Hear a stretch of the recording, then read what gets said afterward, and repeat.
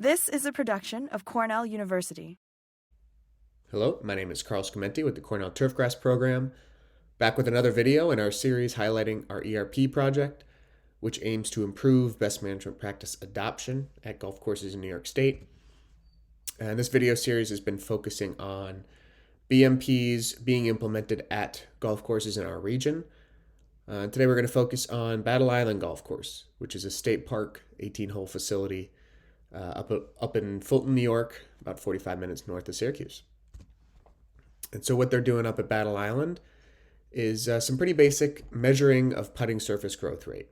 And I think the place to start here is, first of all, to explain why it's important to measure growth rate.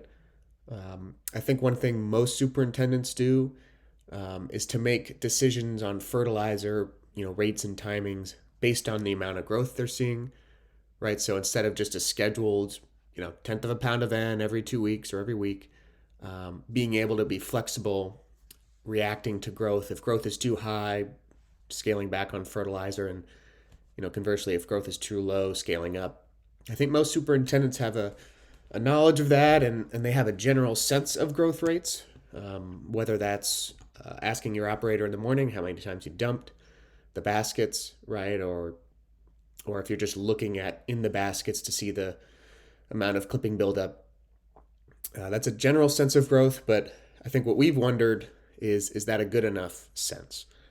And after doing some growth rate stuff in the last couple of years, I think the analogy I would draw is it's kind of like this general sense is kind of like asking a tour pro in a tour event when they're hitting their approach shot into the green, that instead of getting exact yardage, just round to the nearest yardage marker.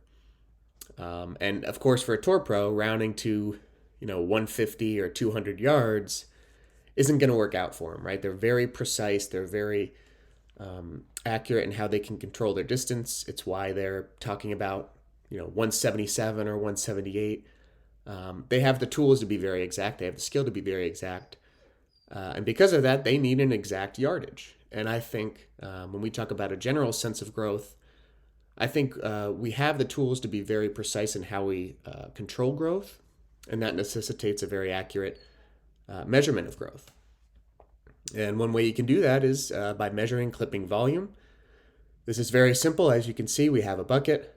And what you do for putting greens is you mow the green, you dump the grass in the bucket, you measure, what volume is in there, you record it and you track it. Right, very simple. And this is what we set up at Battle Island. Here's the 16th green that we did our growth measurements on in 2021. A couple of reasons we chose this green. One, it's about an average performing green on the golf course, so it's fairly representative. And two, you can see in the background here, there's a bathhouse that has a storage space, and that's where we kept the clipping bucket and the recording sheet so that it stays dry, and that, when the mower finishes mowing this green, they can drive right over there, dump the grass in the bucket, get a good measurement, and be able to repeat that process on a daily basis. So we did this for 2021 growing season, and this is the data. So you can see the data is transformed into a milliliters per meter squared number. So that's basically the volume of the grass divided by the area of the green.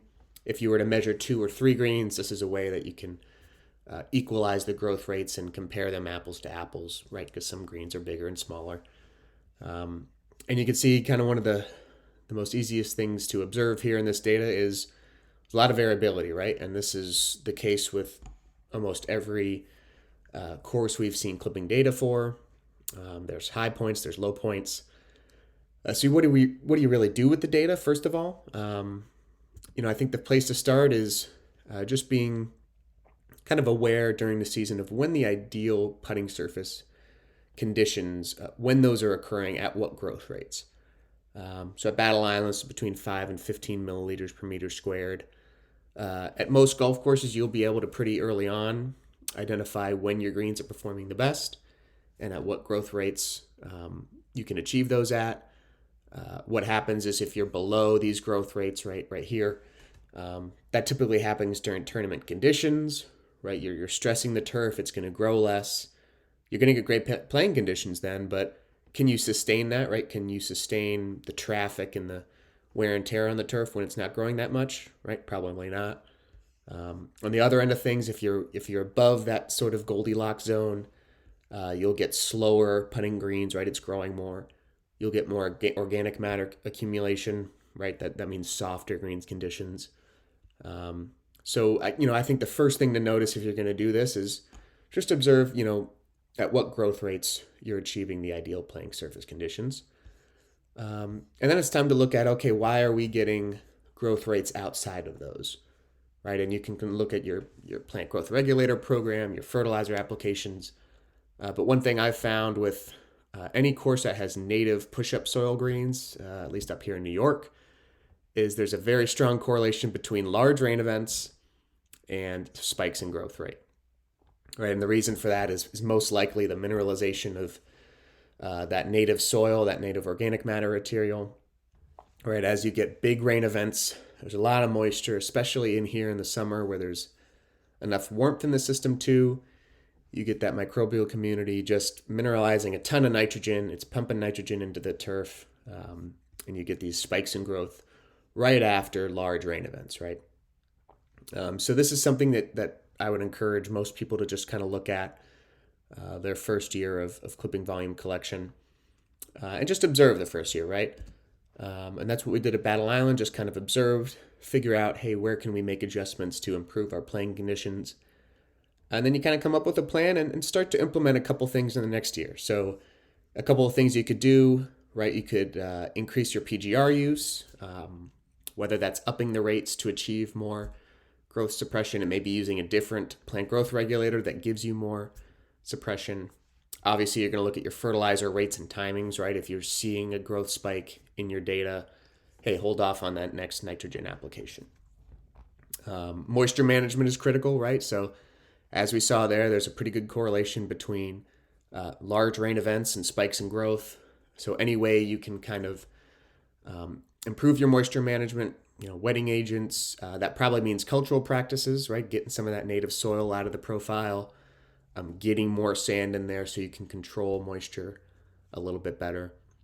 These are all things that you can kind of implement as you go along, as you see the data, and hopefully will lead to a more accurate control of your growth rate, and that means more control over your putting surface conditions.